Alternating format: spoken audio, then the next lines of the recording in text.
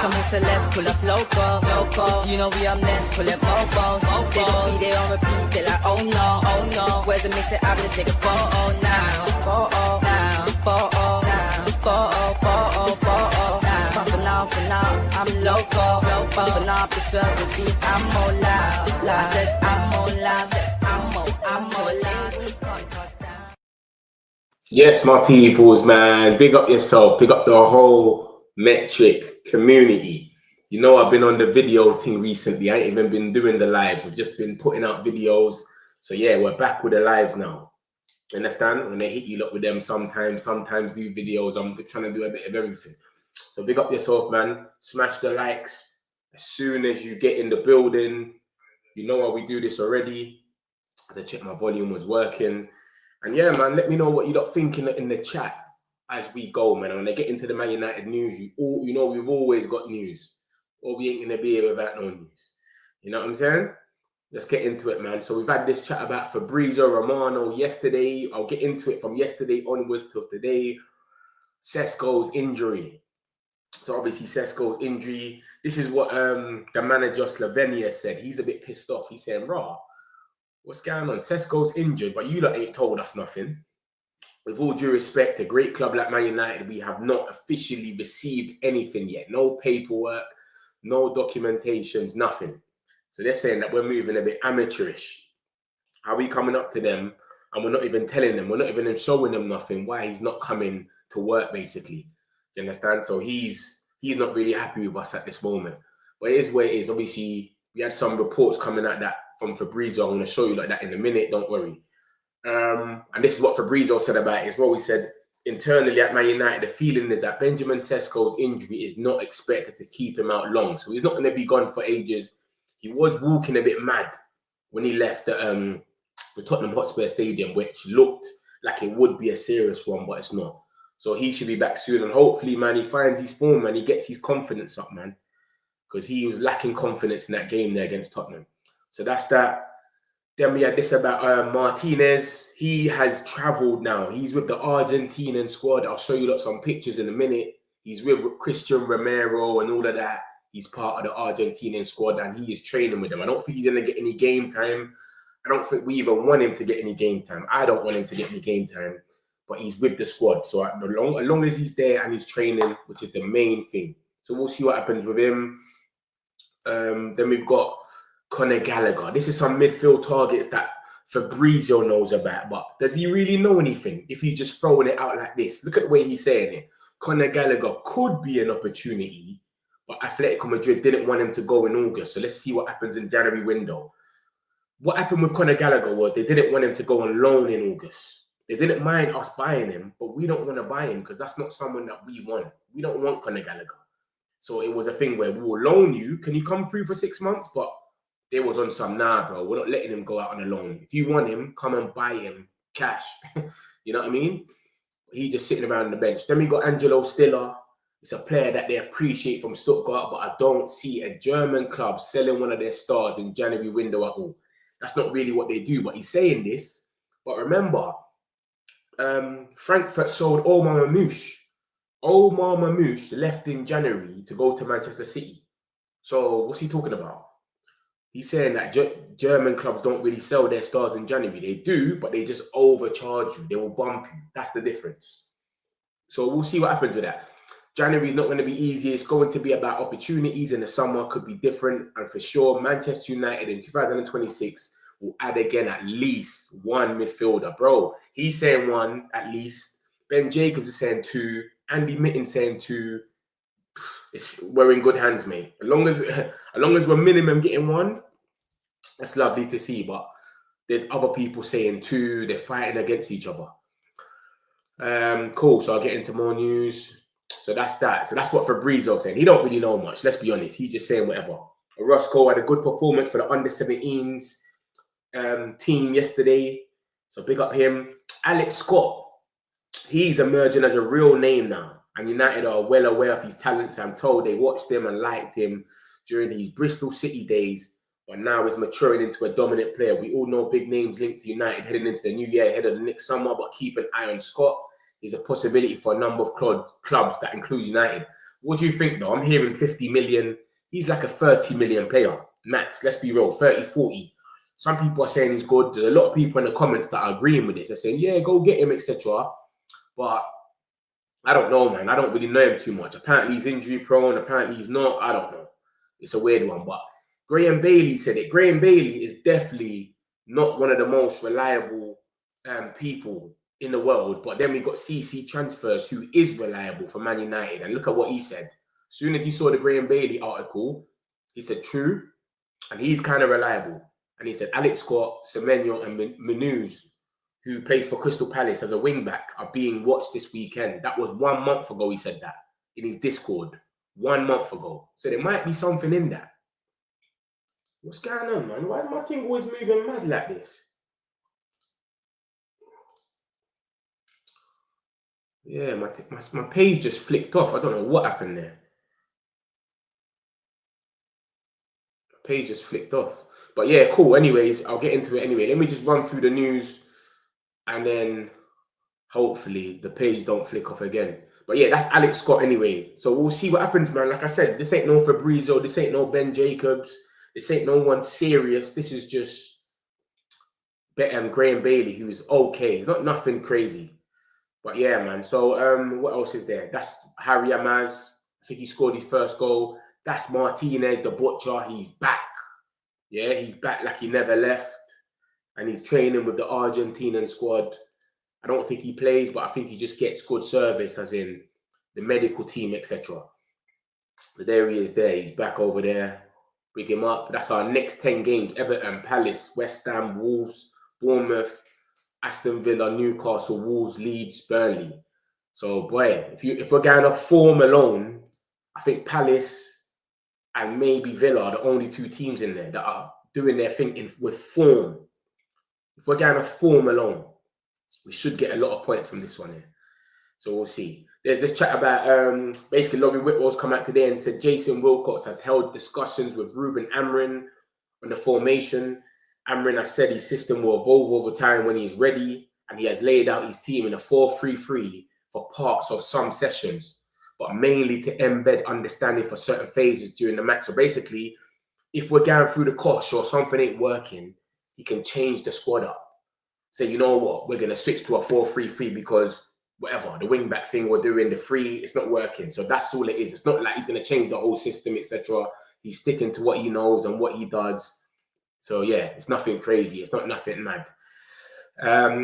This is Amorim being ruthless. This geezer's saying, look, during the meeting after Man United's Europa League final loss, Amorim criticised Ugarte for a perceived drop in work rate since their time together at Sporting.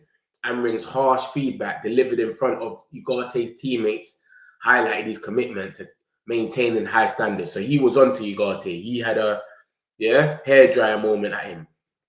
So yeah, that's just him just showing that, yo, anyone can get it type of thing. And there was a report today saying that, look at this, like he would rather show everyone, basically show him that you deserve the minutes. Instead of talking to me face to face, we're all going to do this together in training, and then I'm going to let you lot know how I feel as well. And if he wants to get at someone, he's going to get at someone in front of everybody in training. He don't want to do it one-on-one. He's going to let everyone know how he feels at that time. Amorim's preference for delivering a strong feedback in group settings rather than one-on-one has been cause of conversation among players. The subject came up post-season tour as several took the chance to chew the fat on the rooftop of the W Hotel. So he's not on this joke team, man. He's ruthless. And this is just Fabrizio repeating what he does. You know, he repeats himself about 100 times. And he's just saying that, yeah, it's not going to be nothing mad. We'll see what happens, blah, blah, blah. Sesko is a good example of the kind of clean living character and consummate professional United have been prioritizing signing as they strive to end an era of dressing room toxicity. And a player preferred ahead of more proven performers, the club hope will develop into a world-class talent. United's players do not need to report until 9:45, but Sesko was in at 8 most mornings. So big up the boy Sesko, man. Just needs to get his confidence up, man. You get me? Which boosts the amount of oxygen. He goes into the hyperbaric chamber. It boosts up your oxygen in the bloodstream and is good for muscle preparation, often in the company of Diego Dallo. He also does a very long post-training session, including massages, sauna, ice baths, and is big on mindfulness. And at home, Sesko likes yoga, will meditate and use a simple relaxation technique called box breathing that involves inhaling, holding the breath, exhaling, and holding again, typically to a count of 4. He says it helps him calm him and clear his head. That sounds like Ronaldo stuff to me. That's what Ronaldo does. Ronaldo's doing stuff like that. So big up Sesko, man. He's keeping himself intact, man. And he's trying to be that guy. Do you know what I'm saying? Clean living. So big up the boy Sesko. I hope he recovers ASAP. And yeah, he takes it to the next level. Lamens, obviously, if it was up to Amorim and Amorim only, then it would obviously have been Emi Martinez. He's ready now. And I don't blame Amorim for that, because you got to think about it. He was on the brink of getting sacked. He's looking at his life saying, bro, I might get sacked anytime soon. I need a player to come in now and save me. We've got Bayern there and Onana. I'm going to go and get a young goalkeeper. But what it was the goalkeeping coach that's come out and said, yo, this guy is the guy. This Lamens guy is the guy. I've been watching him for a year, blah, blah, blah. So that 18.1 looks like a smart piece of business. So big up Lamens, big up Tony Cotton, man, the goalkeeper coach, even Wilcox for taking it in. And the recruitment team are determined to prevent overindulgence in transfers. The signing of Andre Onana, who was free a year prior, was a prime example of Ten Hag's unchecked spending. So what it was before, what we was doing before was crazy. Mason Mount had a year left on his contract. We paid 55 million, up to 65 million, if you're counting add-ons. We're not doing that no more with Ineos. Same thing with Onana, 45 million or whatever, and he was free the next year. How can you go and spend that? So yeah, man, so big up the boy Lamens. He's still unbeaten, by the way. Since we've had him in goal, we haven't lost a game. Big up the boy Lamens. And if you lot know, a lot of the Matric community will know, I've been a big advocate for Lamens for ages. So big him up, man.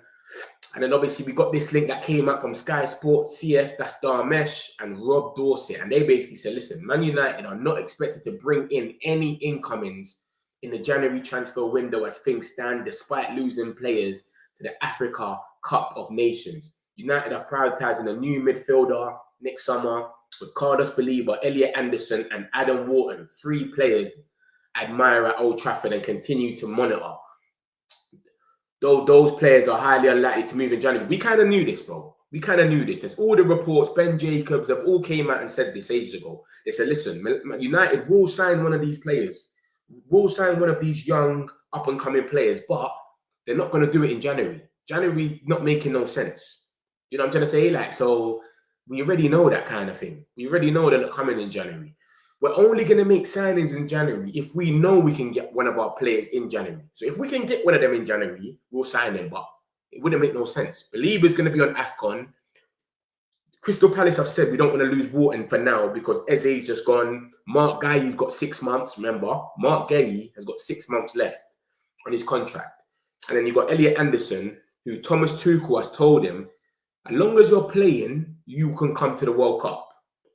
As long as you're playing.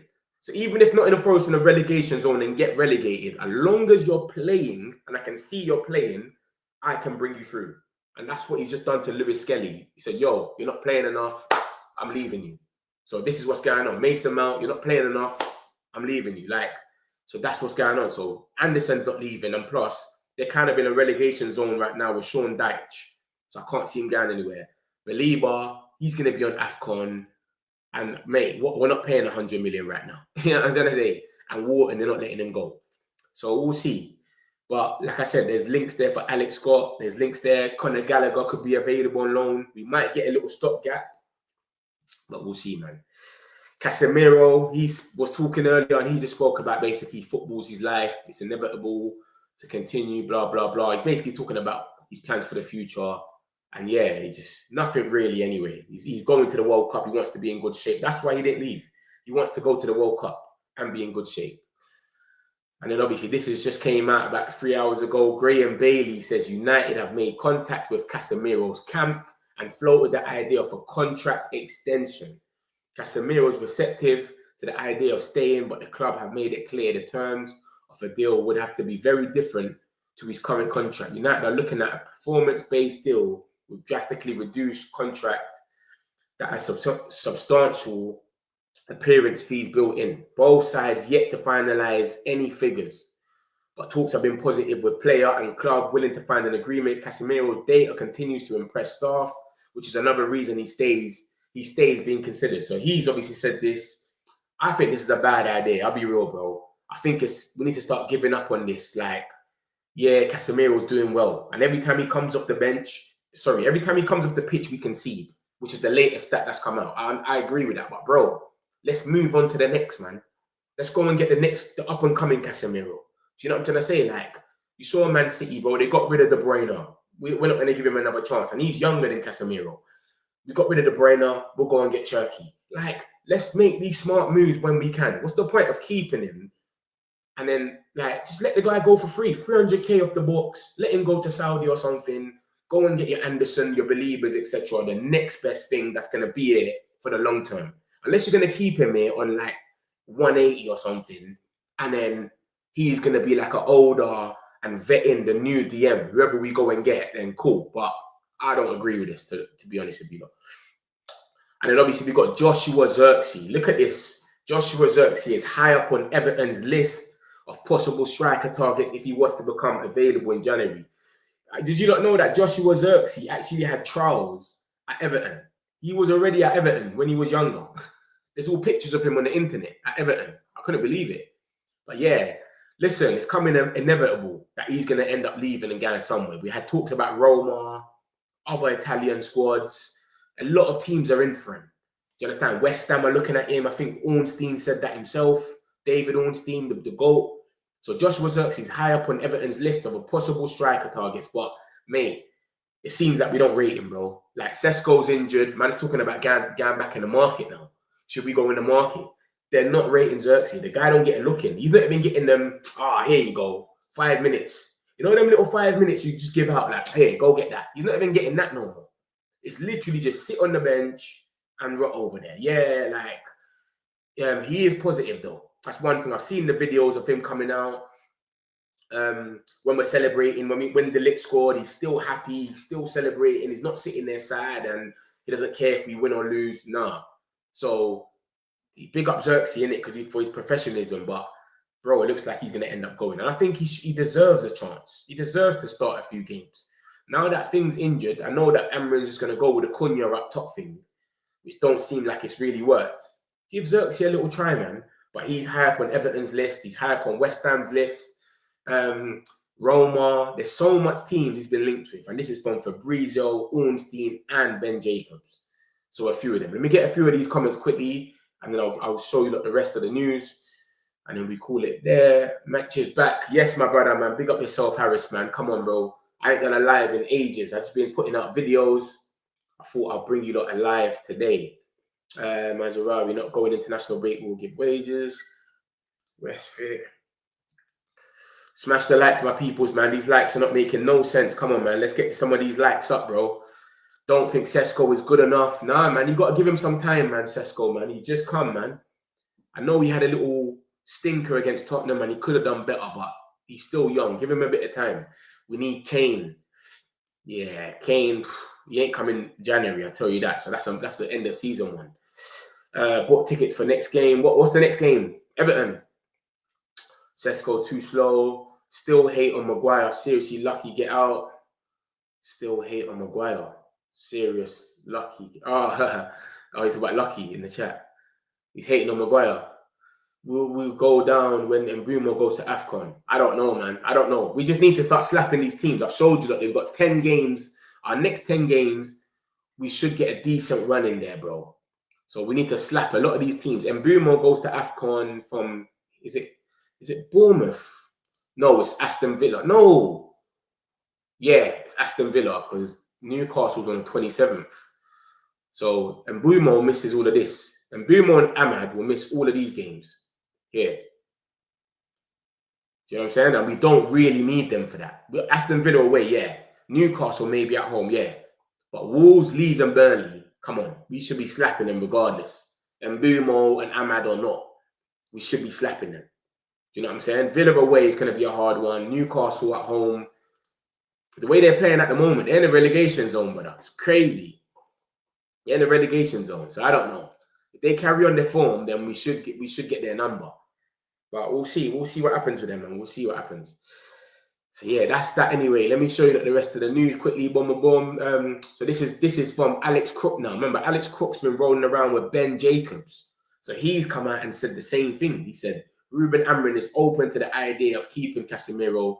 That is likely to require Casemiro taking a pay cut, as he is currently one of the United's top earners, getting in excess of 300k a week. This is what I'm saying. Is Ineos going to sit there and say, yo, we're going to give Casemiro 300k a week and 250, knowing that this guy's going to have one more year? We're going to give him a year or two. When he can go to Saudi, probably get 500k, 400k, Ronaldo will sort it out for him, and then he's patterned. Do you know what I'm saying? So I don't know, man, but obviously he wants to go to the World Cup. Once he goes to the World Cup, he's going to then assess his options, etc. But it seems like there's something down in the background, because that's Alex Crook and Graham Bailey. So that's two different journalists that's come out today, and more or less said the same thing. So we'll see what happens with that, man. We'll see what happens. Wayne Rooney's just come out and said this. I think the goalkeeper Lamens has come in and done well. He's been more direct into Sesko. But what we are seeing now is he can compete. He does hold the ball up better than Højlund does. We are seeing as the ball is going up to him, and Mbumo, Cunha, Mount making runs in behind, because they know he will compete and he will win flick-ons, and he will do that. So I think he has been better than what people are maybe suggesting, but I still think he needs to just get the ball, get hold of it, lay it off, and get in the box and hope that the chances are created for him. I think he has been okay and will come good. Exactly. I'm with the same Pel. I think exactly the same. Everything he's saying, I agree with. Get in the box. He's not getting in the box enough. And he's doing well, though. The flick-ons and that. And Gary Neville is who he's talking about. When he says people are maybe suggesting that he ain't been all that, that's Gary Neville making something out of nothing. You know what I'm saying? And now it's international break, guys. We're going to have more people coming out and being idiots, especially the Athletic. They're moving weird now. They've switched up their tone on us. So we'll see. We'll see what happens, man. Yeah, but Bruno, he are star, though. What's that? What do you mean? What's that got to do with... Oh, you're talking about Bruno will save us whilst Ahmad and Mbeumo are gone. That's crazy. A striker job to score goals. If you're holding ball still... Yeah. I know what you're saying, bro. I know what you're saying. Big up Mets, big up yourself, AP. I hope you're good, my peoples, man. Yeah, man, the striker's job is to score goals, but now it's changed now, where you've got to be able to do more. Hold up play, link up play. Gyökeres has scored a few goals, but Arsenal fans are hating him. They're saying this guy is rubbish. Yeah? Every time he gets the ball, we lose it, etc. Look at James Maddison. He come up, I grew up supporting Man United. Bro, join the party. Everyone did, mate. Everybody did. You know what I'm saying? That's nothing new. I'm not surprised by that. And a lot of these players did. Look, everyone actually did. See, look, yeah, it's true. Ekatike supported Man United. There's so much of them. I think Van Dijk supported Man United. So that's nothing new, bro. It's nothing to even get happy about. So it is what it is, man. Who would you not pick if you not had to pick out of these midfielders, though? If you had one. Belieber's changed a lot of people's minds. I'll be real. Belieber was the guy.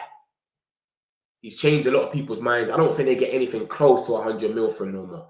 Unless he has a serious end to the season. I'm talking about from January to May, he goes crazy out here. I can't see it happening. Wharton's cold. I like Wharton, but they always take him off, though. I don't know why. Glasner always takes him off. Even the other day I was watching him, he got taken off. You understand? So I don't know, man. I don't know. Against Tottenham, Sesko 2 times in front of the goalkeeper. Yeah, I didn't understand that, man. He tried to cut in and it took too long. It's like he's still got the Bundesliga traits in his head, thinking this. He's got time. He's got no time. He needs to do a bit more training and understand this. And them sort of things are clinical. If he took both of them shots now, one of them might have went in.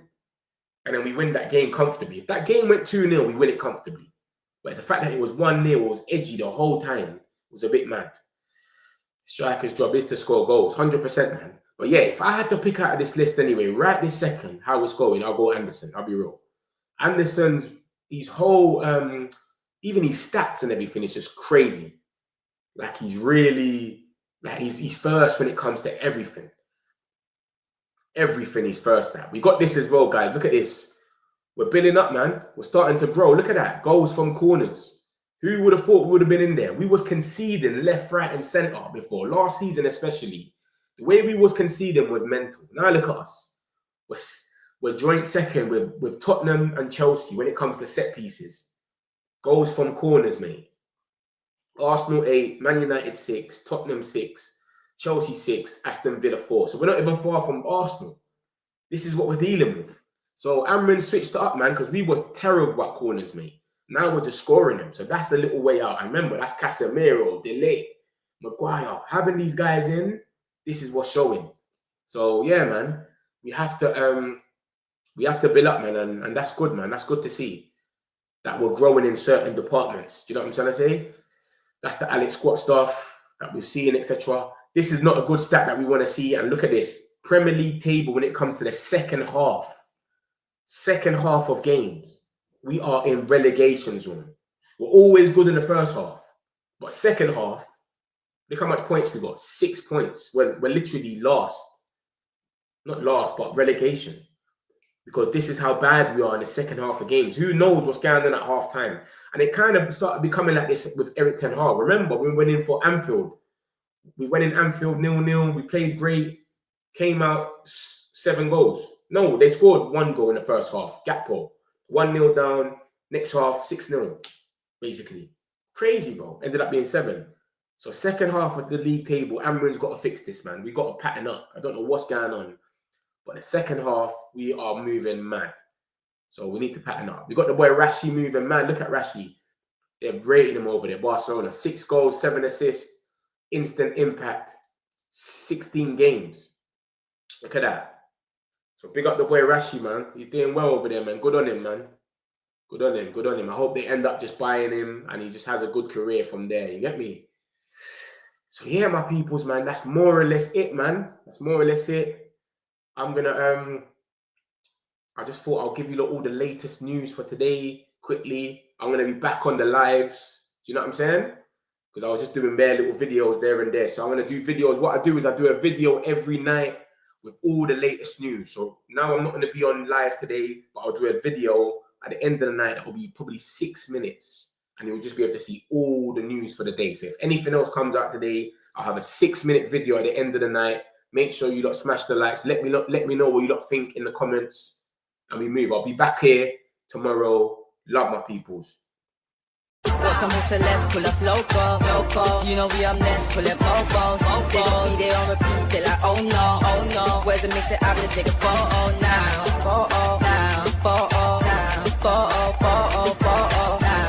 For now, I'm local. For now, preserve the beat. I'm more loud. I said I'm more loud. I'm more loud.